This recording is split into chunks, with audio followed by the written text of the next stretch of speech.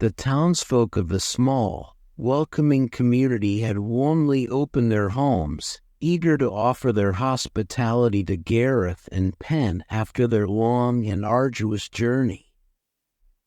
A gentle hum of excitement filled the air, a comforting contrast to the tension and chaos they had recently experienced. Gareth felt a wave of gratitude wash over him as he stepped into one of the cozy homes, its wooden beams and soft lighting creating an inviting atmosphere. The townsfolk had drawn a bath just for him, filling it with warm water and fragrant herbs that sent a soothing aroma wafting through the air. A few locals, eager to help, had even taken it upon themselves to treat the water with care. Gareth, still feeling slightly awkward about accepting such kindness, couldn't help but smile as Deeg returned from the ship with the necessary supplies. It felt good to have the opportunity to relax and rejuvenate, a rare moment of peace after the whirlwind of events. As he sank into the bath, he reveled in the warmth enveloping him. Though it wasn't the opulent spas of Waylon that he had grown accustomed to, it was a comforting substitute, one that allowed him to finally indulge in a meal. Gareth couldn't help but think back to his earlier conversation with Penn, during which he had perhaps exaggerated a little about his hunger. He wasn't on the brink of starvation, but the exhaustion and stress of their recent adventures had left him feeling drained, and he wouldn't have managed without sustenance for much longer. As he looked down at his shell, he noticed the once vibrant colors had faded, a reflection of the stress and the toll that lack of nourishment had taken on him. The relief of the toxins being washed away felt almost euphoric, and he sighed contentedly, allowing himself to sink deeper into the comforting embrace of the water. It was a much-needed reprieve.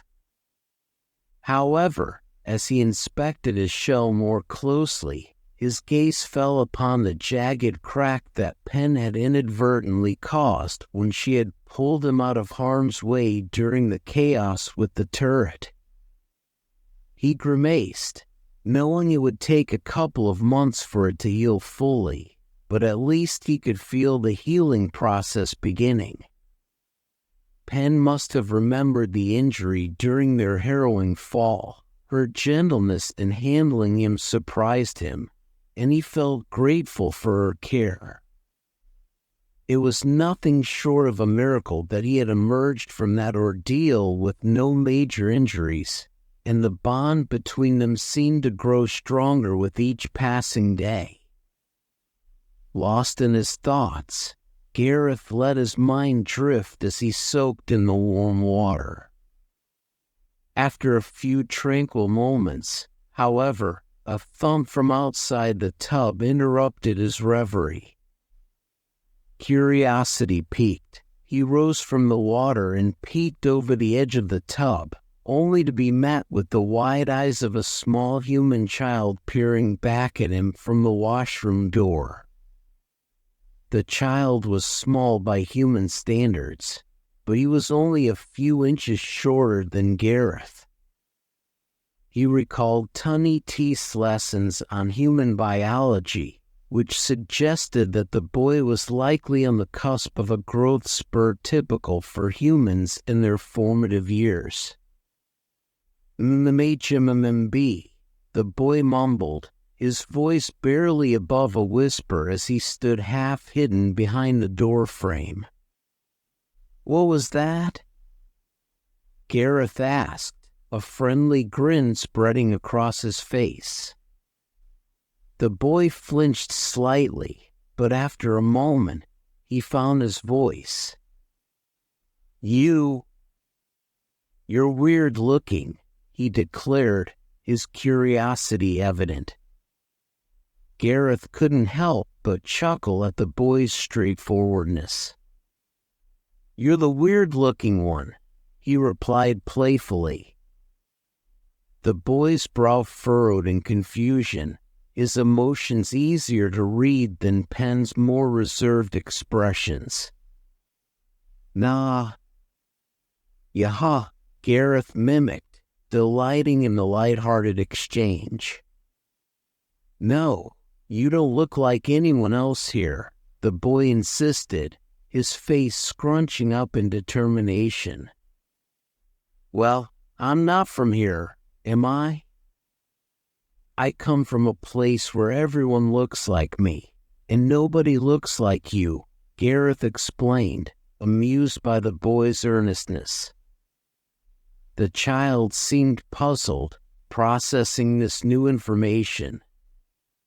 "How many people?" he asked, tilting his head in curiosity. Gareth considered the question for a moment. "Lots?" "Trillions," he replied, his mind racing with the vastness of the concept. "Is that more than here?" The boy's eyes widened, clearly intrigued by the idea. "Definitely," Gareth confirmed, grinning at the boy's growing fascination. "Darn." The boy lightly tapped the doorframe with his foot, lost in thought as he contemplated the enormity of it all. "You could go see them," Gareth suggested, eager to spark the boy's imagination. "Really?" The boy's eyes sparkled with excitement at the prospect. "Oh, definitely.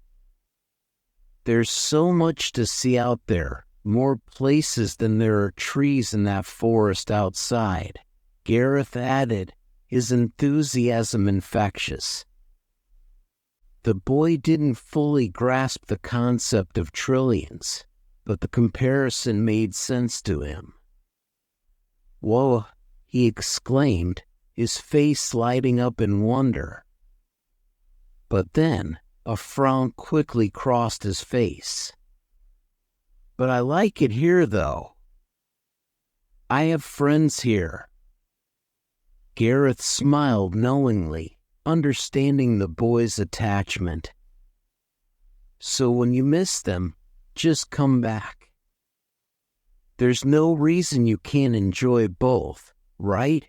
he encouraged, hoping to ease the boy's worries. The boy's face lit up, a revelation dawning on him. "I'd love that, I think," he replied, his voice filled with excitement.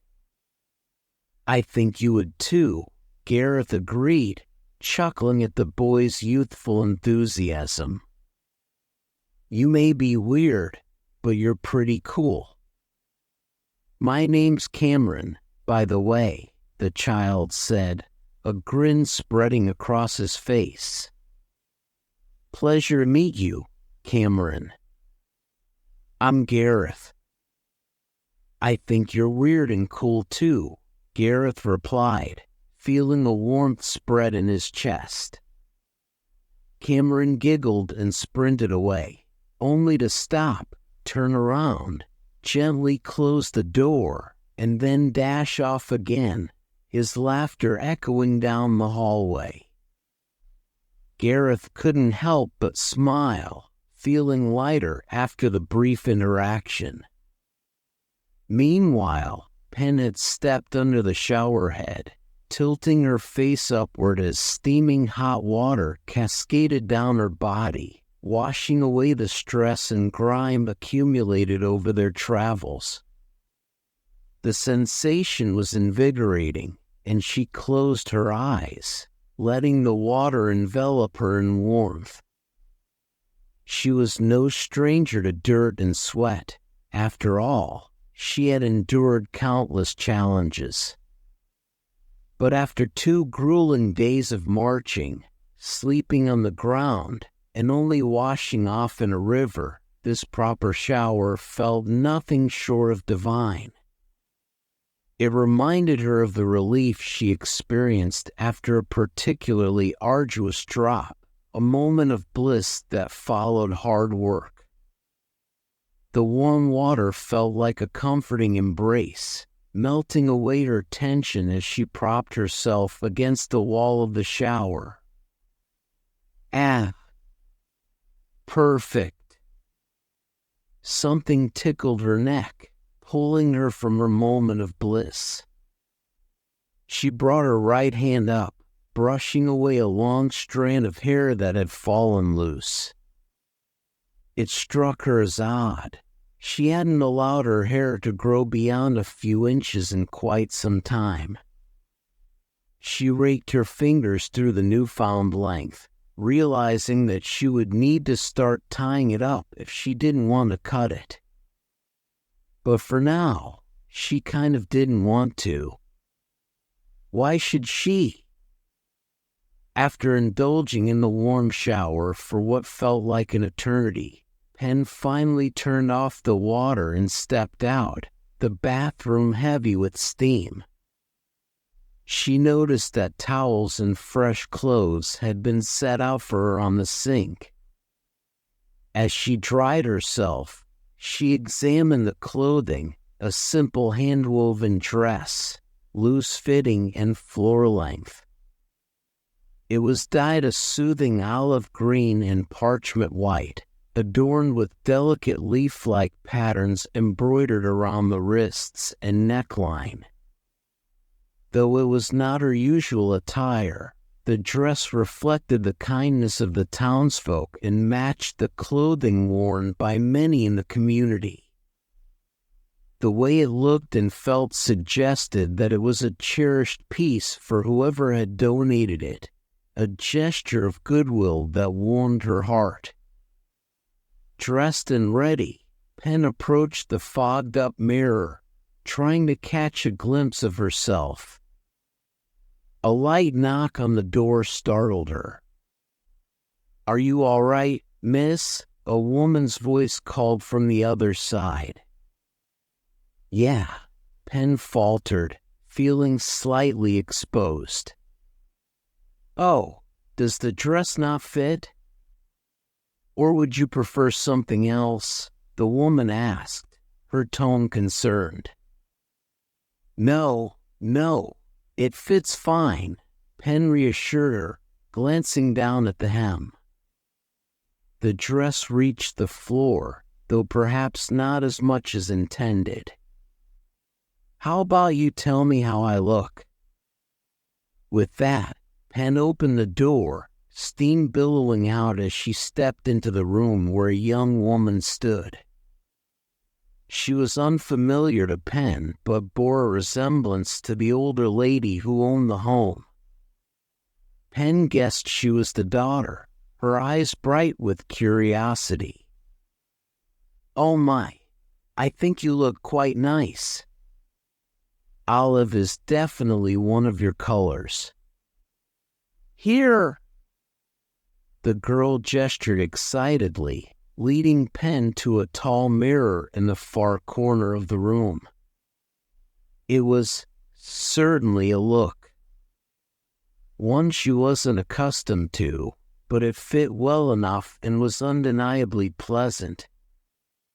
However, Penn couldn't help but notice that the dress sat differently on her, less tailored for her more muscular frame, lending her a gentler appearance than she was used to. It felt strange, but not unpleasant. "Oh, here, miss," the young woman offered, handing her a hair tie but hesitating. "Or if you want, I could help you put it up. It's at that weird point where it's not long enough to style, but too long to leave down. If you want, I can." "I appreciate it, but I'll be fine." "I think I'll leave it down for now," Penn replied, grateful for the offer but feeling that her hair could wait for another time. "Right. Well, here." just in case you want to tie it back later." The girl again handed Pen the hair tie, this time allowing her to take it. Pen stowed it around her wrist, feeling a sense of gratitude for the thoughtfulness of her new acquaintance. "Is Gareth?" the girl inquired, tilting her head slightly. "Oh yes, your friend is across the street at the Pattersons'. I can bring you over if you like," the girl offered, her eagerness evident. "Lead the way," Pen replied, feeling a sense of anticipation at seeing Gareth again. The girl guided Pen outside, where the evening air was filled with laughter and the sounds of celebration. Pen noticed a couple nearby, busy hanging colorful woven cloth streamers across the road. They anchored them in trees, creating a whimsical atmosphere with some streamers parallel to others, intertwining like a colorful tapestry. As they approached the Pattersons' house, the girl waved to an older gentleman sitting in a rocking chair on the porch. "Evening, Mr. Patterson. This is Penelope. She was just calling on her friend." "Evening, dear." "Evening, miss. Your friend hasn't come out yet, but you can head on up. To the left at the top, far end door," he replied, his voice warm and welcoming. "Thanks," Pen called back, feeling a sense of camaraderie with the townsfolk. As Mr. Patterson raised a hand to keep her for a moment, he added, "Thank you, miss." His gaze lingered on her, a familiar warmth that she had grown used to. She smiled and nodded politely, grateful for his kindness, before pushing past him. At least he had the good sense not to salute. Climbing the stairs just inside the door, Pen could hear Mr. Patterson asking the girl a question. "Dear, could you ask your mother about a few fertilizer spikes? The peach tree is looking like it needs some help." Pen continued too far to hear the girl's response, but the warm tone suggested it was a positive answer. She turned at the top of the stairs and walked down the hall, her heart racing in anticipation as she knocked on Gareth's door. "You still soaking?" she called out, her voice filled with a mixture of affection and playful impatience. "Just suiting up." "I'll be out in a minute," Gareth's voice responded from within, a hint of amusement evident. "A man, huh?" Pen thought, a playful smile tugging at her lips as she waited for her friend.